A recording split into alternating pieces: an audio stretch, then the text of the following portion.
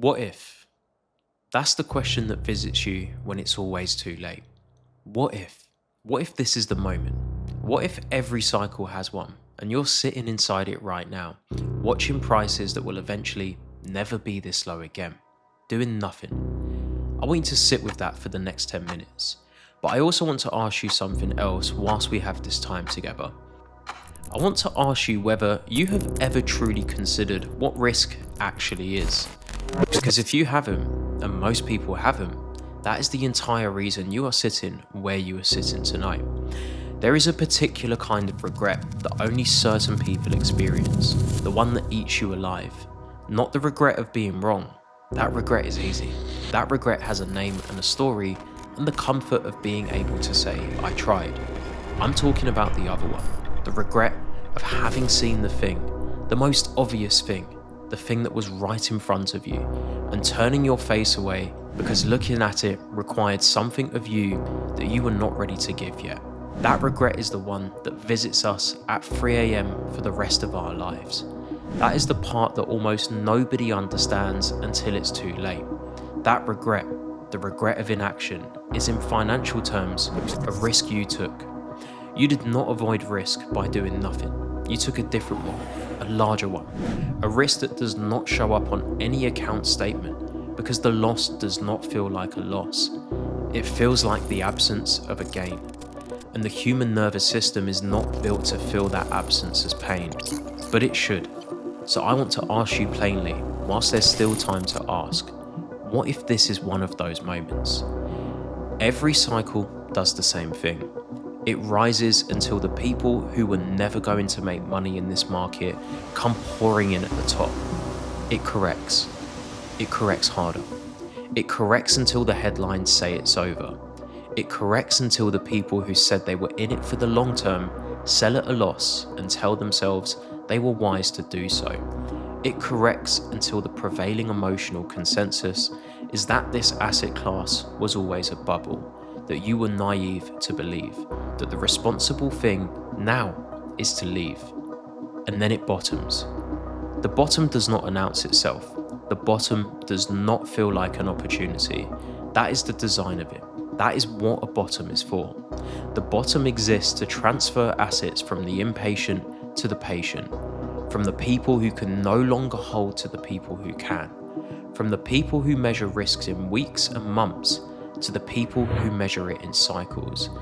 The people on the buying side of that transfer, the small group, every cycle, they're not braver than you. They are not richer than you. They do not have better information than you. They have a redefined definition of risk. They no longer ask, what could I lose if this goes wrong?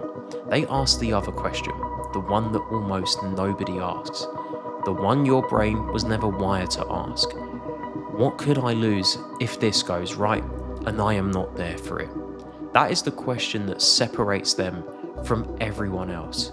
That single question, that second variable in the calculation. Because once you start asking it, and once you start weighing both sides of the risk ledger, the math of what to do at a cycle bottom becomes almost too obvious. It is your fear that makes it complicated.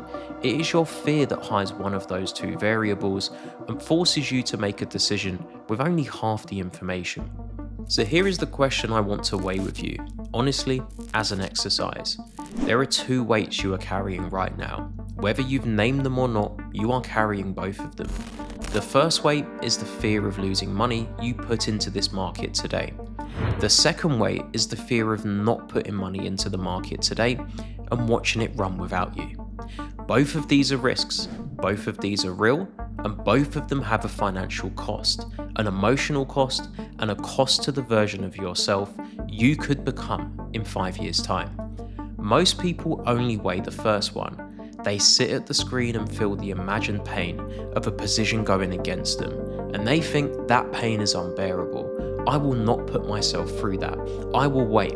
I will not take the risk. What they do not understand is that the second they say, I will not take the risk, they have already taken one, a bigger one. They just do not feel it yet because it's not present. It has no statement, there's no candlesticks, and there's no daily P&L. It accrues silently.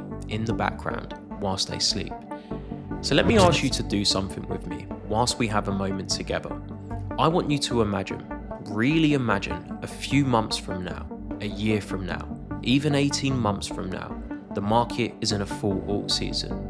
The coins you almost bought have run 200%, 300, 1,000.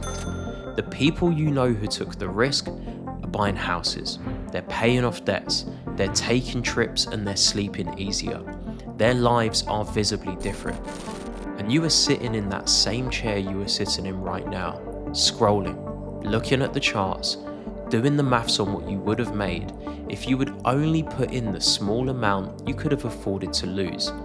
How heavy is that? How does that compare to the weight of putting in a sum of money that you can afford to lose and watching it go down before it goes up? Be honest with yourself, because here is what I think you will find if you weigh them both honestly. The first weight, the money you can afford to lose, is by definition a weight you can carry. The phrase afford to lose describes a specific, finite, recoverable amount. It does not break your life, it does not break your home, it does not change who you are. That weight has a ceiling. The second weight has no ceiling. The second weight compounds. The second weight is the difference between the life you could have had and the life you end up living. The second weight is the story you tell at dinner parties 20 years from now. I almost bought it at that price. I almost did. I should have. That second weight does not lift. It never resolves, and it does not pay itself off. It just settles slowly into the architecture of who you are, and it will sit with you for the rest of your life. And for most people, this has already been the case through previous cycles. And that is the risk almost no one weighs, because that is the risk that is never announcing itself. But it's the larger one. By orders of magnitude, it is the larger one. You think you are making a decision right now about whether to buy. No, you're not. You are making a decision about which risk you are willing to take, because there is no version of this moment where you are taking no risk. That version does not exist. You can take the risk of a finite, controlled, recoverable loss, the amount you have already calculated in your calmest moment that you can afford. Or you can take the risk of a permanent, uncapped, life-shaping absence of gain. Both are risks, both have costs, both will be paid. The only choice you actually have, the only real one, is which one you take. And the version of you that 20 years from now will live with the consequence of that choice. That version is sitting next to you right now, watching and waiting to see what you decide. That version is not the version you usually consult. That version does not get a vote in most of your daily decisions. But this is one of those moments where you have to put your hand on their shoulder and ask them honestly, which of the two risks would you rather you took on their behalf? I think you know what they would say. I think you have known what they would say for a while now. Now I want to be careful with you, because the people who tell you to do the brave thing without telling you how to do it safely are usually selling you something or involved in what they're selling you. So let me be specific. The brave thing is not putting in money you cannot afford to lose. The brave thing is not betting your rent. The brave thing is not borrowing to invest. None of those things are courage. Those things are addiction and stupidity.